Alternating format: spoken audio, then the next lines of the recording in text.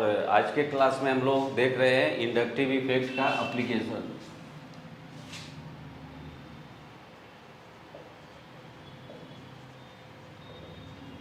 Application of I effect. तो पिछले video में हम लोग कार्बोकेटायन का स्टेबिलिटी देखे थे with respect to inductive effect, और आज के क्लास में हम लोग डिस्कस करेंगे stability of carbanion and stability of carbon free radical with respect to inductive effect. Stability of carbanion. सबसे पहले हम लोग देखते हैं कि कार्बायनाइन होता क्या है। तो अगर कार्बन एटम पे निगेटिव चार्ज प्रेजेंट हो और वो निगेटिव चार्ज किसी रिएक्शन में रिएक्टेंट और प्रोडक्ट के बीच में बनता है तो हम उसे इंटरमीडिएट बोलते हैं, और उस इंटरमीडिएट का नाम है कार्बायनाइन। अब हमारे पास कई तरह का कार्बायनाइन प्रेजेंट हो तो हमें यहाँ पे देखना है कि इंडक्टिव इफेक्ट के थ्रू कैसे हम उस कार्बायनाइन के स्टेबिलिटी को डिटरमाइन करेंगे। तो यहाँ पे अगर हम डिफरेंट कार्बायनाइन ले लें, जैसे CH3 माइनस, सेकेंड H, और ये कार्बन पे निगेटिव चार्ज, सेकेंड, फिर कार्बन पे निगेटिव चार्ज और इसके साथ दो मिथाइल ग्रुप CH3, ये हो गया थर्ड इंटरमीडिएट, और लास्ट है कार्बन पे निगेटिव चार्ज और इसके साथ 3 मिथाइल ग्रुप CH3 और CH3। तो सबसे पहले हम लोग देखेंगे कार्बन के डिग्री के बारे में। तो फर्स्ट इंटरमीडिएट में निगेटिवली चार्ज कार्बन किसी भी अनदर कार्बन एटम के साथ बॉन्डेड नहीं है, इसे हम जस्ट बोलेंगे मिथाइल कार्बायनाइन। सेकेंड इंटरमीडिएट में निगेटिवली चार्ज कार्बन एक कार्बन एटम के साथ डायरेक्टली बॉन्डेड है, इसलिए हम इसे बोलेंगे प्राइमरी या 1 डिग्री कार्बायनाइन। नेक्स्ट इंटरमीडिएट में निगेटिवली चार्ज कार्बन दो कार्बन के साथ डायरेक्टली कनेक्टेड है, इसलिए यह कहलाएगा सेकेंडरी और 2 डिग्री कार्बायनाइन। और लास्ट इंटरमीडिएट में negatively charge carbon 3 carbon atom के साथ डायरेक्टली बॉन्डेड है, इसलिए हम इसे बोलेंगे 3 डिग्री कार्बायनाइन और टर्शियरी कार्बायनाइन। अब हमें देखना है कि ये डिफरेंट कार्बायनाइन का स्टेबिलिटी ऑर्डर क्या होगा with respect to inductive effect. अब ये निगेटिवली चार्ज कार्बन के साथ जो अल्काइल ग्रुप लगा है यहाँ पे CH3 ग्रुप, ये CH3 ग्रुप में कार्बन का हाइब्रिडाइजेशन है sp3, और ये CH3 group electron donating group है, मतलब ये प्लस आई इफेक्ट शो करेगा।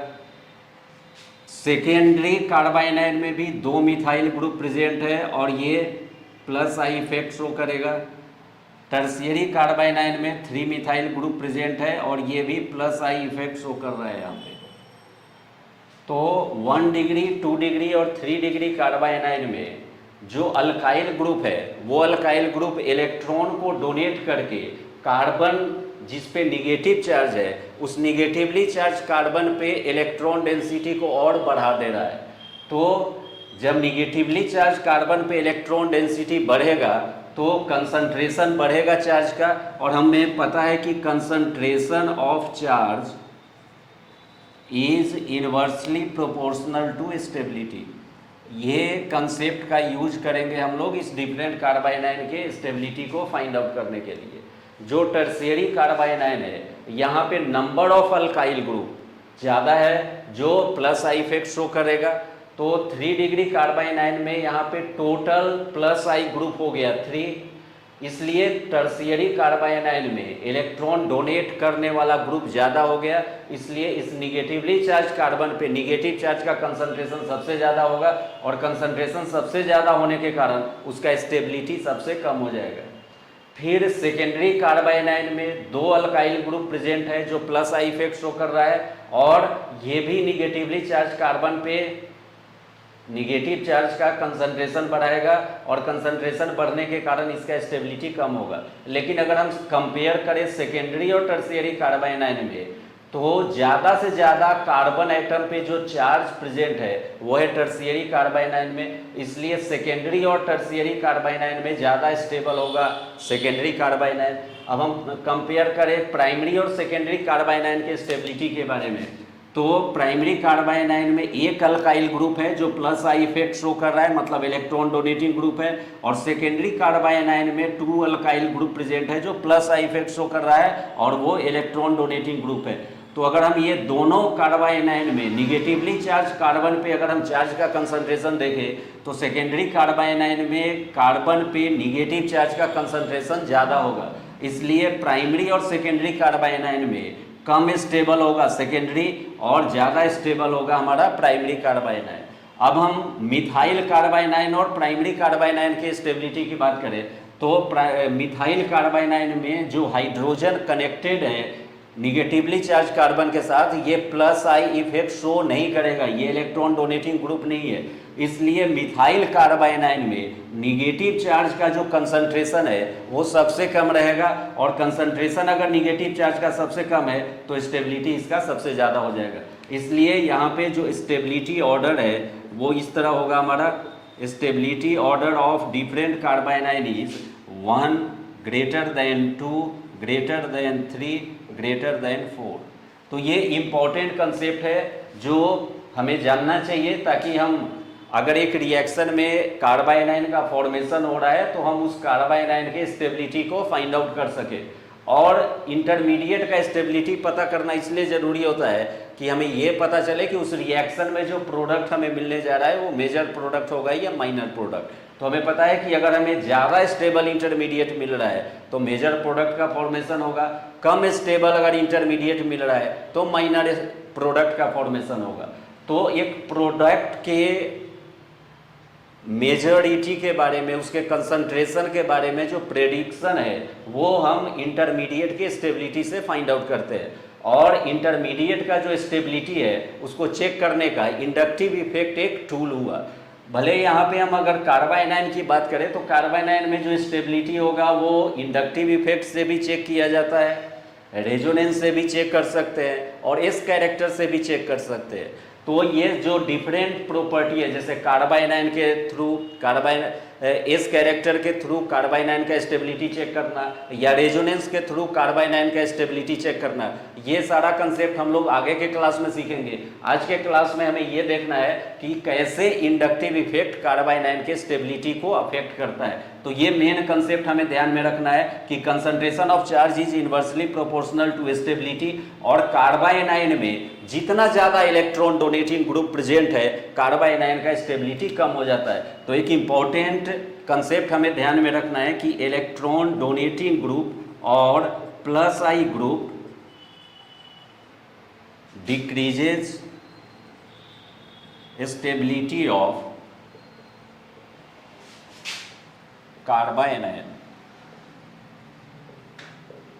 ये कंसेप्ट अगर ध्यान में है तो हम इस पे बेस्ड जो भी क्वेश्चन है उसको सॉल्व कर सकते हैं। नेक्स्ट जो हमारा एप्लीकेशन है इंडक्टिव इफेक्ट का, वो हमें देखना है स्टेबिलिटी ऑफ फ्री रेडिकल। अब कार्बन फ्री रेडिकल का भी फॉर्मेशन होता है रिएक्शन में, रिएक्टेंट और प्रोडक्ट के बीच में। अगर हम डिफरेंट कार्बन फ्री रेडिकल ले रहे हैं, जैसे कार्बन फ्री रेडिकल और इसके साथ अटैच हो 3 हाइड्रोजन एटम, फिर दूसरा कार्बन फ्री रेडिकल जहाँ पे कार्बन फ्री रेडिकल के साथ 1 मिथाइल ग्रुप प्रेजेंट है और 2 hydrogen atom. Next carbon free radical is carbon free radical और इसके साथ 2 मिथाइल ग्रुप प्रेजेंट हो और 1 हाइड्रोजन, ये हो गया हमारा थर्ड इंटरमीडिएट। और last intermediate carbon free radical और इसके साथ 3 मिथाइल ग्रुप प्रेजेंट हो, ये हो गया हमारा फोर्थ इंटरमीडिएट। अब हम देखेंगे यहाँ पे कि जो कार्बन फ्री रेडिकल है ये ऑड इलेक्ट्रॉन स्पीसीज होता है, और ऑड इलेक्ट्रॉन स्पीसीज होने के कारण हमें पता है कि कार्बन टेट्रावैलेंट है और एक कार्बन एटम अपने चारों तरफ 4 बॉन्ड का फॉर्मेशन करेगा और 4 बॉन्ड में टोटल इलेक्ट्रॉन होगा 8।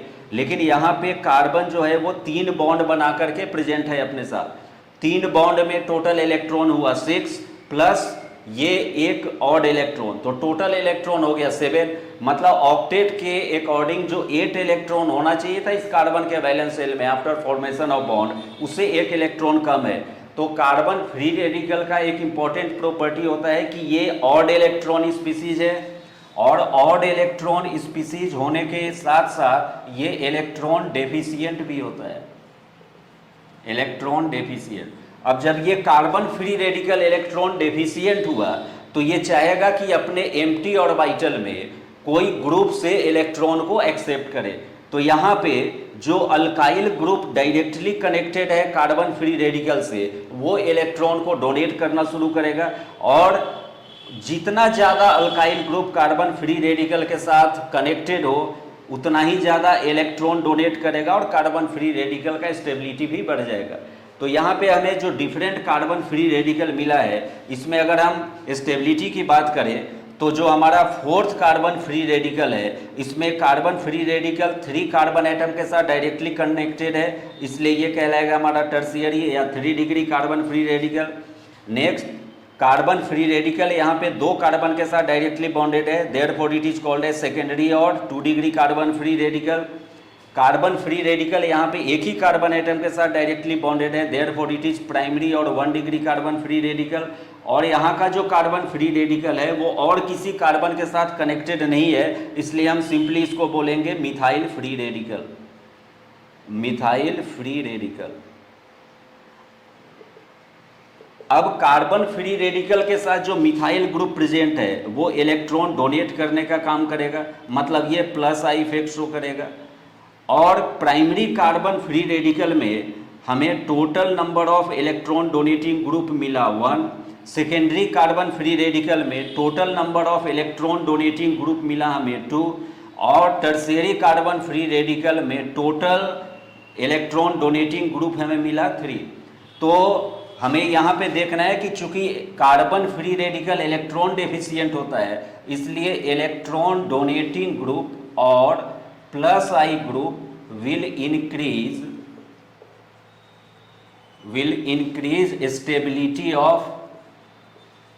Stability of carbon free radical. अब ये कंसेप्ट को अगर हम ध्यान में रख करके ये डिफरेंट कार्बन फ्री रेडिकल के स्टेबिलिटी को फाइंड आउट करें तो सबसे ज़्यादा जो स्टेबल कार्बन फ्री रेडिकल हमें मिलेगा वो होगा हमारा टर्शियरी, मतलब 4th, greater than secondary carbon free radical, greater than primary carbon free radical, greater than methyl carbon free radical. तो अभी तक हम लोग कार्बोकेटायन, कार्बाएनायन और कार्बन फ्री रेडिकल के स्टेबिलिटी को कंपेयर किए with respect to inductive effect.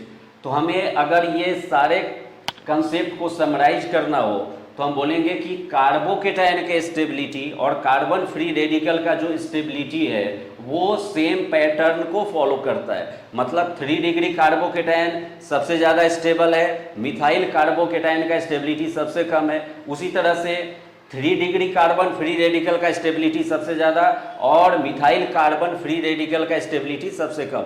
इसलिए हमें ध्यान रखना है कि कार्बोकेटायन और कार्बन फ्री रेडिकल का स्टेबिलिटी ऑर्डर सेम होता है, इसका अपोजिट स्टेबिलिटी ऑर्डर होता है कार्बाएनायन का। कार्बाएनायन में टर्शियरी कार्बाएनायन का स्टेबिलिटी सबसे कम होगा और मिथाइल कार्बाएनायन का स्टेबिलिटी सबसे ज़्यादा होगा। और ये इसका रीजन क्या हुआ, तो for carbocation and carbon free radical electron donating group will increase their stability and for carbanion electron donating group will decrease their stability.